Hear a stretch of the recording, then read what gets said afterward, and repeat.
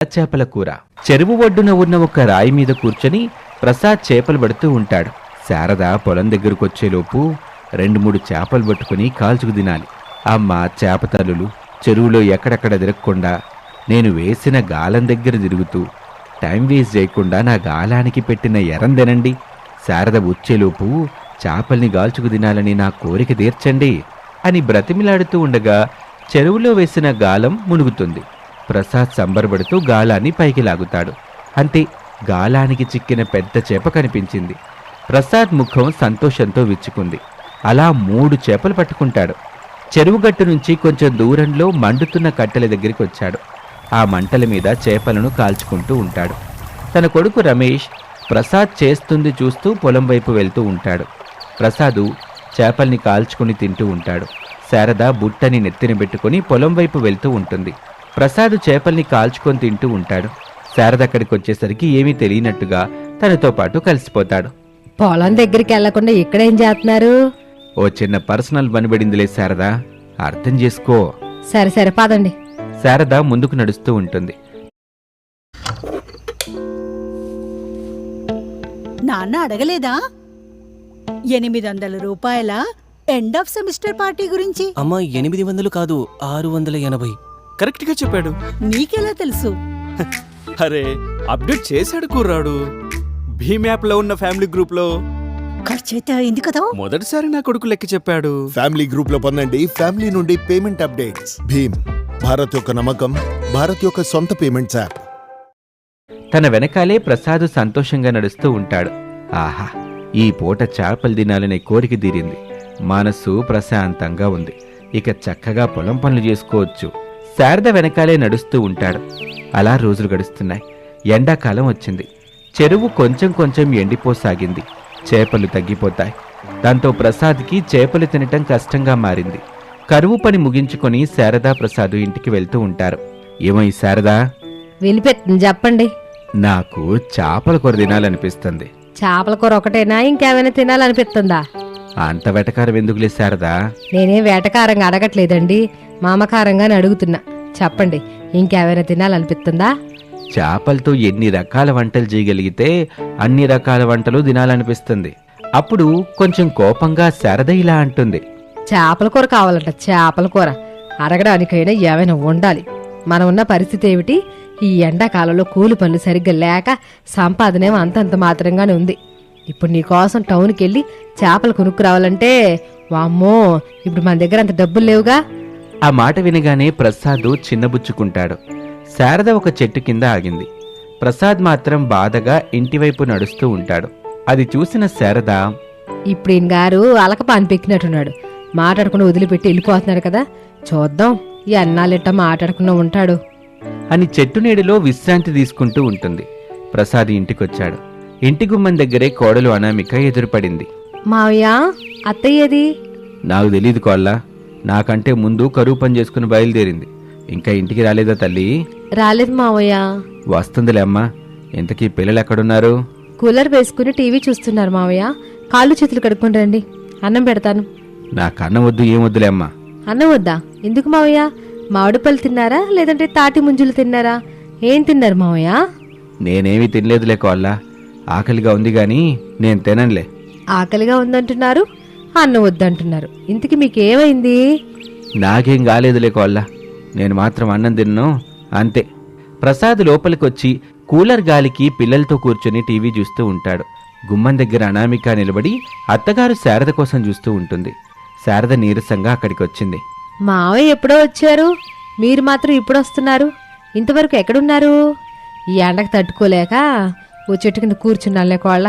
ఇంతకీ మీ మావయ్య ఎట్టా ఉన్నాడు, ఏం చేస్తున్నాడు? ఏం జరిగింది అత్తయ్య? మావయ్య ఎందుకో అదోలా ఉన్నాడు. ఆకలిగా ఉందంట, కానీ అన్నం వద్దని చెప్తున్నాడు. ఇంట్లో కూర్చుని పిల్లలతో టీవీ చూస్తూ ఉన్నాడు. చేపల కూర కావాలని చిన్న పిల్లల్లాగా మారం చేస్తున్నాడు కోళ్ళ. ఏం చేయమంటావు చెప్పు? సరే అంటే సరిపోయేది కదా అత్తయ్య, ఎందుకు మావయ్యని బాధ పెట్టారు? సరే అంటే ఎప్పుడు చేపల కూర చేస్తావు శారదా అని రోజుకి 10 సార్లు అడిగి నాకు తలనొప్పి తెప్పిస్తాడు. ఆ తలనొప్పి తట్టుకోవడం నా వల్ల కాదు.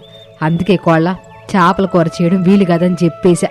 బాధపడితే గంట బాధపడతాడు, తర్వాత మామూలైపోతాడుగా.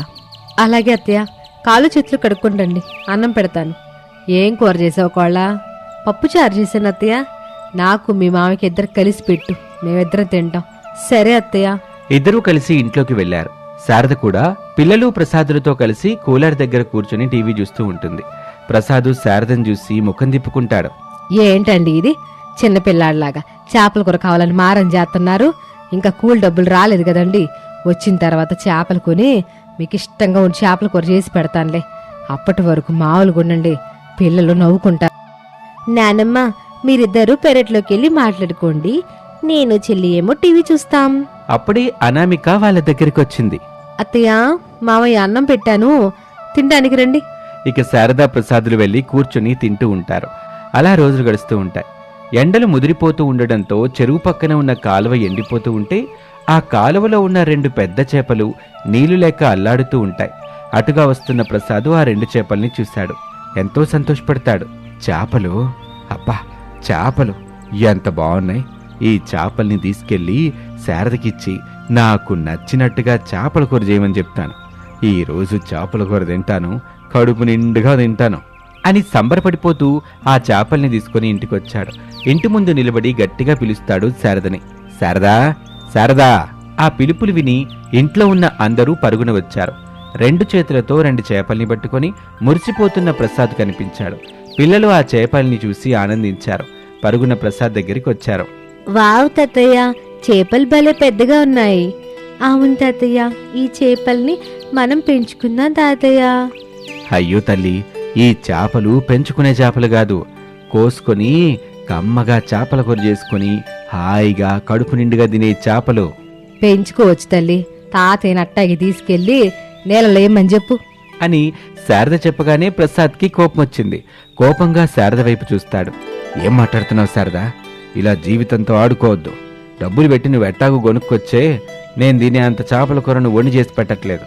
కనీసం నేను కష్టపడి పట్టుకొచ్చిన చేపలతోనైనా నా కోసం చేపల కూర చేసి పెట్టచ్చుగా. శారద ఏమీ మాట్లాడకుండా చిన్నగా నవ్వుకుంటుంది. నువ్వు చిన్నగా నవ్వుకుంటున్నావని అర్థమవుతుందిలే శారద.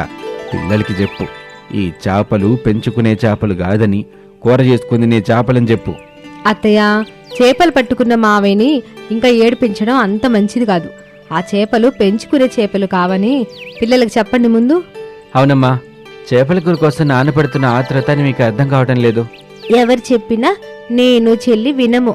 తాతయ్య చేపలను తీసుకెళ్లి నీళ్ళల్లోవే నేను చెల్లి పెంచుకుంటాము, వాడితో ఆడుకుంటాము. సరేనా చెల్లి? అలాగే అన్నయ్య. తాతయ్య, ఆ చేపలనివ్వు. అన్నయ్యకు ఒక చేప, నాకొక చేప ఇవ్వు. హరీషు భవ్య ఇద్దరూ కలిసి कौन सा तापमान ज़्यादा ठंडा है, -40 डिग्री सेल्सियस या -40 डिग्री फ़ारेनहाइट? ఇద్దరూ కలిసి ప్రసాద్ పట్టుకున్న చేపల్ని పట్టుకోవాలని ప్రయత్నం చేస్తూ ఉంటారు. ప్రసాద్ పిల్లల్ని తప్పించుకొని ఆ చేపల్ని పట్టుకొని ఇంటి చుట్టూ పరిగెడుతూ ఉంటాడు. పిల్లలు తమ తాతయ్యని పట్టుకోవాలని, ప్రసాద్ దగ్గరున్న చేపల్ని పట్టుకోవాలని ప్రసాద్ వెనకాలే పరిగెడుతూ ఉంటారు. అది చూసి శారద, అనామిక, రమేష్లు ముగ్గురు నవ్వుకుంటూ ఉంటారు. ప్రసాద్ పరిగెత్తలేక ఆగిపోతాడు. హరీషు భవ్యలు కూడా ఆగి ఆయాసపడుతూ ఉంటారు.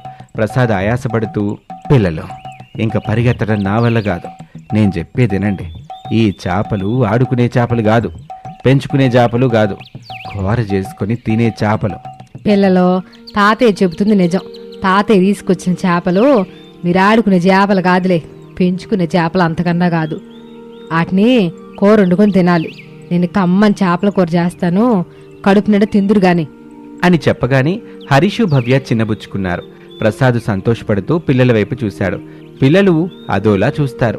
పిల్లలు, మీ నాన్నవి చెప్పింది విన్నారుగా, ఇక ఇంట్లోకి వెళ్ళి కూలర్ కింద కూర్చొని టీవీ చూసుకోండి. ఎలాండి, మీరు ఆడుకోవడానికి పెంచుకోవడానికి వీలుగా ఉండే చిన్న చిన్న చేప పిల్లలు తీసుకొస్తాను. పిల్లల ముఖాలు పువ్వుల్లా విచ్చుకుంటాయి ఆ మాటతో.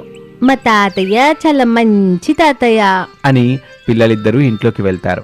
శారద, అనామిక పెరట్లోని బావి దగ్గర చేపలు గడుగుతూ ఉంటారు. అరుగు మీద ప్రసాద్, రమేష్లు కూర్చొని చేపల కూర గురించి ఖుషీగా మాట్లాడుకుంటూ ఉంటారు.